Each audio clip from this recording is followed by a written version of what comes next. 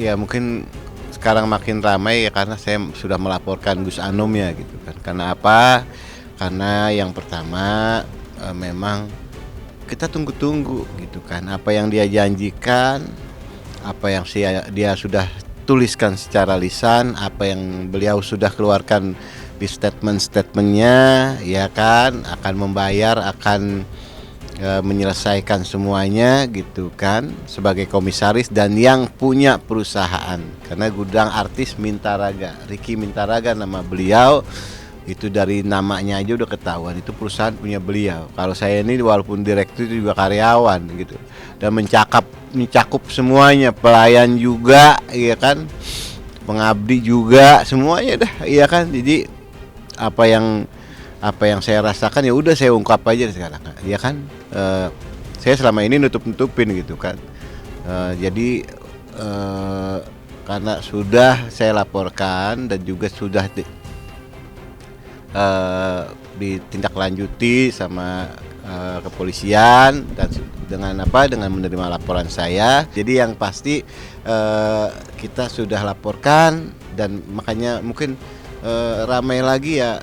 Selama ini mungkin orang melihatnya jadi nggak berani ngelaporin, jadi karena takut. Karena apa? Saya nggak ada takut, nggak ada yang ngancem gitu kan. Tapi sekarang saya wajib membela diri saya karena proses tetap berjalan, sedangkan Gus Anomnya tidak ada penyelesaian. Dan jangan diharap bahwa dengan adanya pelaporan ini Gus Anom ini akan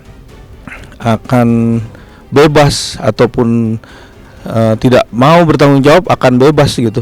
Nah ini hukum yang akan bicara nanti.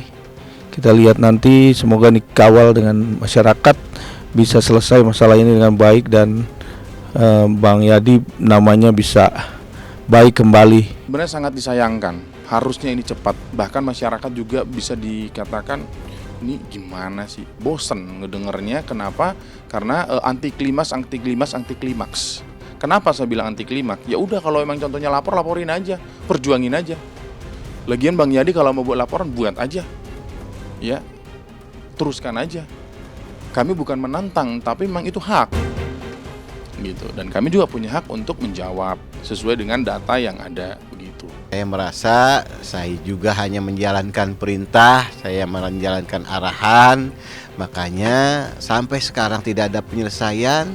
Yang dilaporkan saya dan proses tetap berjalan. Ada dong ketakutan di diri saya, padahal saya tidak melakukan apa yang orang tuduhkan, penipuan lah segala macam gitu kan.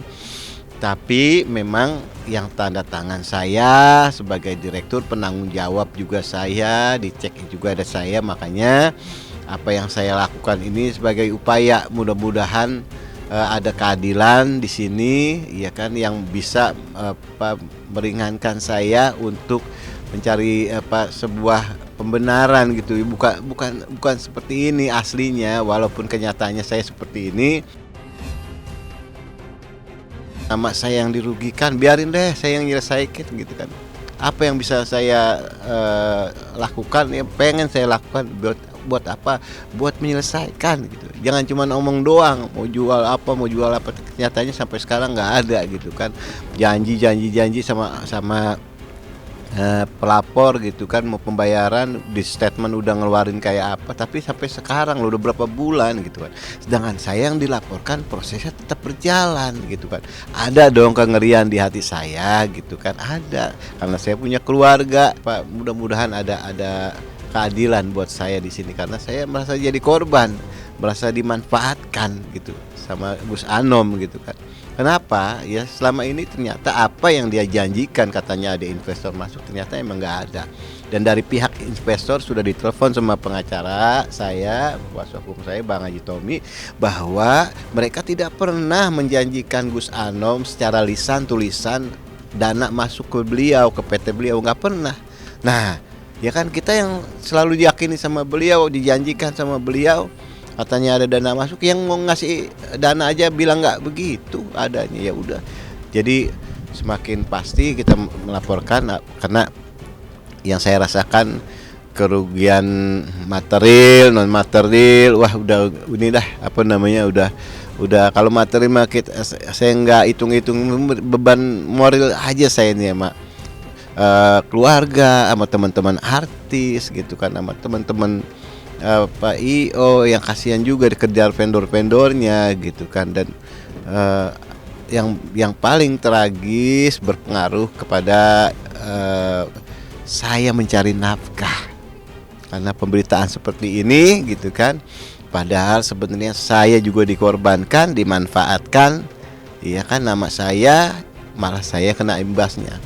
Banyak kerjaan-kerjaan saya yang di-cancel, banyak kontrak-kontrak saya yang diputus, ya kan. Jadi kerugian ini yang akhirnya saya kalau begini terus saya bisa cari nafkahnya lewat mana lagi gitu kan. Sekarang pasrah aja udah, yang penting kita sudah berikhtiar, tinggal Allah aja yang menentukan nanti takdirnya bagaimana gitu. Harapannya kami maunya tetapnya damai, itu aja. Tanyanya kapan?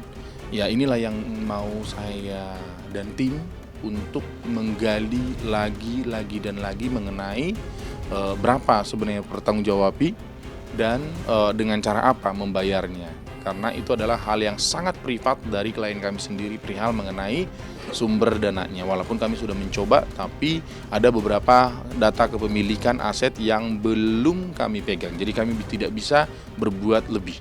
Pesannya intinya semua yang merasa dirinya korban, ya mohon doanya biar beliau, klien kami Gus Anom, mendapatkan rezeki. Dan juga Bang Yadi yang saya minta sejak awal, minta datanya yang valid, sampai sekarang saya nggak pernah dapatkan.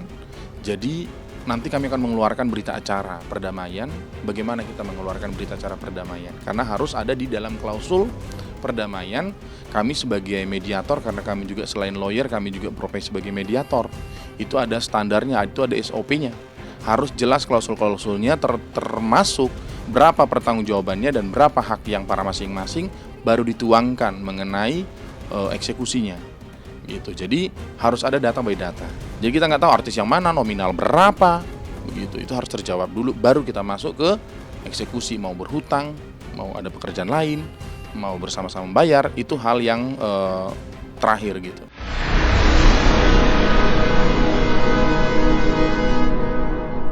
Jadi jangan lupa untuk subscribe Cumi Cumi. Ditekan ya tombol lonceng merahnya.